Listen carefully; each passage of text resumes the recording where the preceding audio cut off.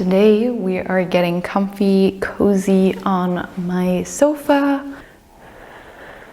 So today we're talking about something fun, something I've noticed, and that is the trend of maximalism. Now we all know trends come and go. Usually the next trend is the direct opposite of the previous trend. So just take a look at skinny jeans and then the mom jeans or the boyfriend jeans, just the more looser fit. And with the trend of minimalism, it's only fitting that now there's the trend of maximalism.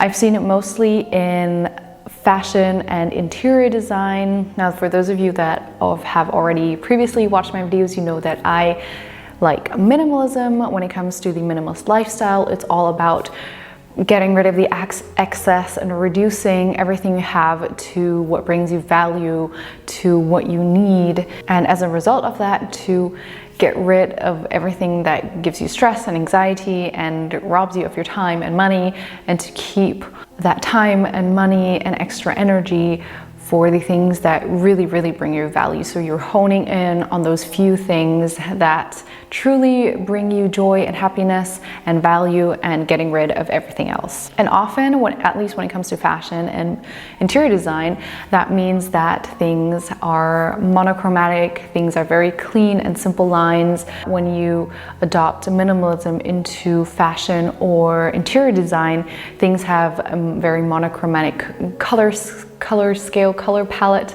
Things are very clean and simple lines. But now we've gone kind of the opposite of that. It's not a few things, simple lines, but it's layers on colors, on pattern. And when it comes to interior design, it's a shelf full of things. I'm here as a minimalist to give my 2 cents on that. What I think of this trend, is it something for me? Are there maybe certain aspects that I like of it, or do I just straight out hate it and think it's the worst thing there is? So I've collected a few images on Pinterest, because where else to go than Pinterest for these types of things? And I've picked out a few images for me to react to. So the first one we're starting off with is a fashion image. So here you can already see what I just said is pattern on pattern and color and layers. But still, I feel like this has some type of theme of color, so it's not all over the place, but it's definitely looks like a lot. Now, I'm actually not mad about this outfit. It's probably not something I would wear, but it looks very, very cozy. As you can see, this is what I look like during winter times because I'm always cold. But what I actually really like are the colors. So even though I'm super monochrome today, I actually really enjoy color, and my living space, even though the background looks pretty plain, what I'm looking at has actually quite a lot of color, and color is something that makes me really happy and makes me it energizes me in a positive way. So that's something that I definitely like about this. And even though there's pattern on pattern, I actually think that pattern is also something that can be really interesting to the eye and be something really joyful. Of course, this really depends on the person. For example, I know that Johannes, my boyfriend, does not enjoy color and pattern too much, since he finds that it can be too distracting or too loud and cluttering to the eye. Okay, this is a lot. There's definitely metallic and pattern and color. Is she wearing 2 purses? I think she's wearing 2 purses. Wow, and she has a purple lip. This is definitely a lot. I mean, she looks absolutely fabulous. And if I were to see her on the street, she would catch my attention. I would think to myself, she looks amazing. But it is not something that I would necessarily like. I can appreciate it, but I do think this one compared to the last one is a little too loud for me. This is now the level of, okay, this is too much. Oh, I really like this actually, this living space. There's definitely a lot going on behind the sofa on the walls. I'd be really scared of those scissors falling on me. But again, I feel like the color-wise, it's not too much all over the place. The pink feels really muted. The green on the walls feels really muted.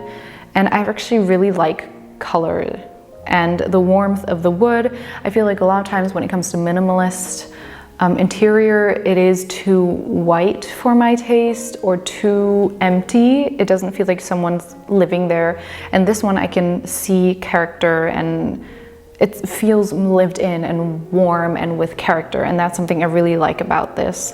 Wow, okay, this one again has a lot of color, but these are happy colors. I love the color of the sofa. It is so happy. Again, maybe a little too much on the walls for my taste, something that I would find more distracting than comfortable in a home.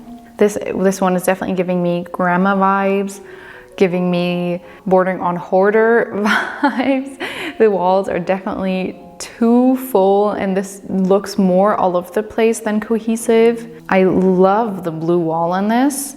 Again, I think the blue wall together with so much artwork is a little bit much, but I love the blue wall. And I think it's something that is often missing from minimalist, at least minimalist in design, is this whiteness, this almost, I would personally characterize as lack of character or lack of fun almost. And that's something that I have to say I really like about the maximalist trend, is the color and the pattern and the fun. And it feels like someone's here, the person's here to have fun, instead of having everything clean and straight and white and checkered. It just feels a little too in line for me. At least maybe it's something that I'm personally like to strive more towards, to color and fun and this sense of feeling loose and free. Something that I also really enjoy when it comes to the maximalist trend is that feeling of coziness. So we had it in the first image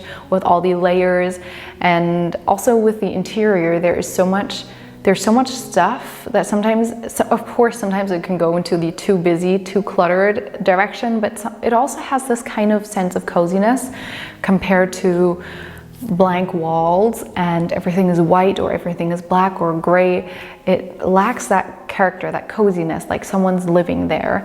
And it's something that I don't love when it comes to the minimalist style. Now, we've been talking about minimalist style and design and maximalist style and design, but what is the mindset behind that? Because I think there's this misconception that because you're a minimalist, you have to have everything white and monochrome and blank. And there are some minimalists that do prefer that emptiness, that those blank walls, and they find that is more simple and more calming to them. And I think that is really character dependent. For example, Johannes is someone that likes those blank walls and the more emptier room that feels more calming to him. But I find that it looks like someone moved in 5 minutes ago and hasn't bothered to finish setting up the room. I like that feeling of coziness and warmth in a room. It doesn't mean that I have to go towards this maximalist style. I can bring in that warmth and coziness with color. Just because I have color and pattern in a room doesn't mean I have clutter and excess. It's all about being super, super intentional with what you do bring into your lives, and be very conscious about what you're purchasing, what you're putting where. It has to be, as I said, very intentional. You can't just be collecting all that stuff. Again, when it comes to fashion, just because you have color, you have layers, you have different patterns, doesn't mean you don't have a minimalist mindset, a minimalist lifestyle. Just because you are a minimalist mindset-wise doesn't mean you have to reflect that exactly in how you present yourself outwards, if that makes sense. Again, you can also invite that coziness in just by living in a smaller space. I feel like before, what was trendy was this big open space, but now what is becoming more trendy, and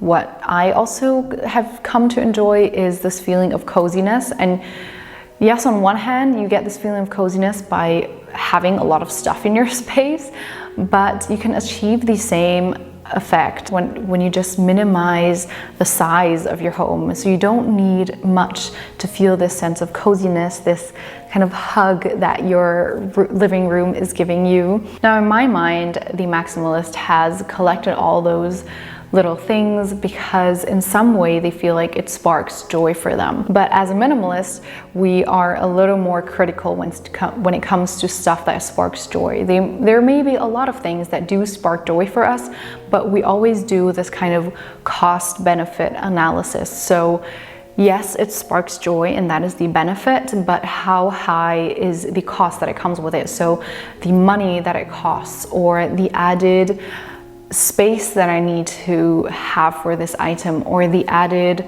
chore I will have when it comes to dusting because I'll have to move this item around. Also, the added cost and space when it comes to moving. When you're moving home, you have this additional thing. Now, when it comes to one single, let's say, candle holder, it might not be such a big deal. So the cost-benefit relation might be justified. But when you scale it up to 100 little trinkets, you're not going to get the 100-fold joy from the item, but you are going to get the 100-fold money and space and time you need when it comes to dusting and cleaning. I think that's my main thing. Seeing all that stuff is, how are you dusting? Are you going to pick everything up and then wipe? That is what I'm thinking about when I'm seeing those pictures. So minimalists would pick the item that sparks the most joy for them and focus their attention and their time and their space on that one item, instead of dividing your attention onto 10 items. And that one item will bring so much more value than 10 items that each bring a little value while upping the cost tenfold. And that way we can save so much more time and energy, and we can focus in on this one item that sparks the most joy. When it comes to being a maximalist, how do you move costly and quickly and easily? That it's just not possible. And as someone who moves quite a lot, I don't think that will be an option for me. So why I actually really enjoy aspects of this maximalism trend, of the color and the coziness and the pattern, and this also, I guess, the sense of creativity that I feel like it brings with it.